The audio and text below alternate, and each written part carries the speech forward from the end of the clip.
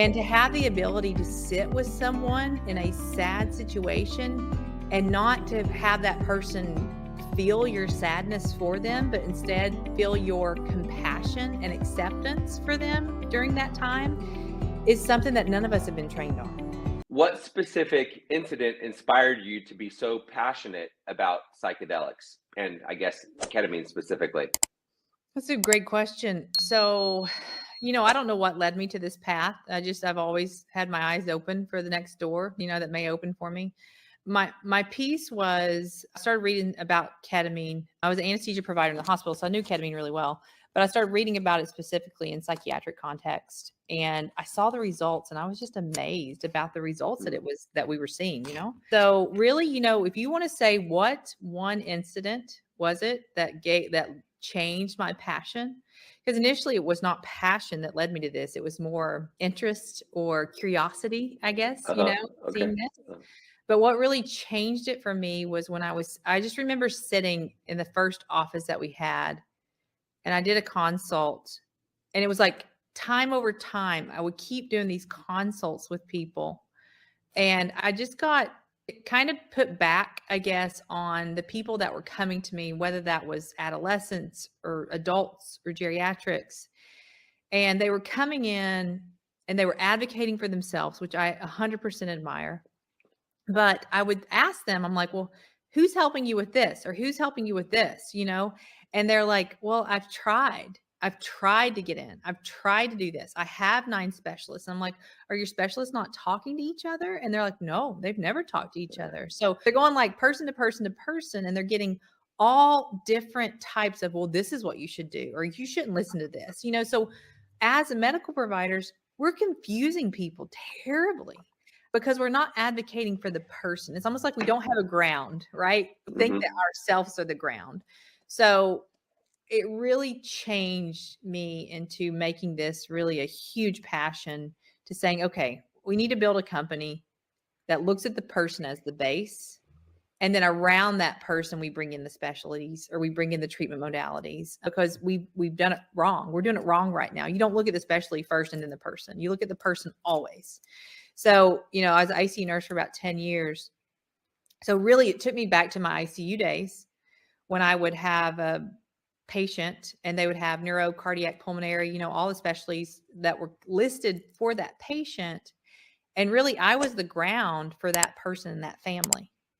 Because, neuro didn't know what cardiac was doing. Cardiac didn't know what pulmonary was doing. They were looking at each other's notes, yes, but no one Mhm. was on the same page. So I've created Revitalist to be that advocating company that's on the same page with the person. So Mhm. I would say that was the one thing that changed my curiosity into like a driven mission, because now it's like a driven mission that I feel like it's my purpose. I mean, we're in the business of helping people. I mean, anybody that's in the medical world is typically they get into it to help people, and then somehow it just like there's a disconnect. To get a free copy of the 12-step guide that I created for you, click on the link in the description below. And you've got all these different treatment providers, and maybe they just haven't figured out how to communicate yet. Right. Well, I got to tell you. So what I don't, and I don't know if this, has any substance or not, but maybe it does. But when I was 14, my brother died in a motorcycle accident, and he used to ride motocross. He died within 24 hours, was brain dead, and we ended up donating his organs and such. So as a 14-year-old in my second week of high school, that was a pretty big situation to go through. And he was my only sibling. But what I wanted to do after that, because I saw the way the neurosurgeons and the nurses and everyone around, they couldn't speak to my parents well. They couldn't speak to me well. They wanted to. Such a sad situation. None of them did effectively, right? So I was like, I'm going to be a neurosurgeon when I grow up because I don't want to leave anyone like that. Because I could see the deficits and things with people. But my parents, my mom just died a couple months ago at 70 years of age, because she never recovered from my brother's death and ended up having some significant Parkinson's and neurodegeneration. But, you know, seeing like we all go through stuff. We all go through horrible things.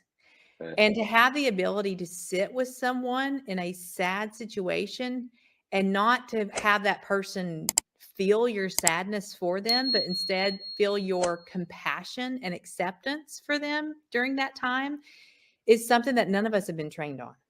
It's learned. Right. So I mean, I think that's the big thing, with the physicians and nurses and such. You're right. We have no idea how to communicate.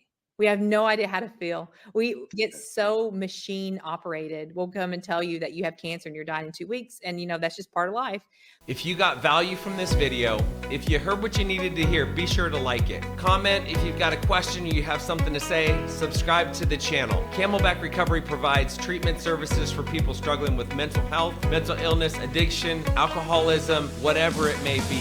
So if you or a loved one is struggling and you need some guidance and you need some direction, reach out to us. Our contact information is down below, or you can go to our website, camelbackrecovery.com, whether it be detox, inpatient treatment, outpatient treatment, sober living, recovery coaching, sober companion services, whatever it may be. Like I said, we can either help you or make sure that you get sent in the right direction. We help people all over the country, all over the world for that matter. I'll see you on the next video.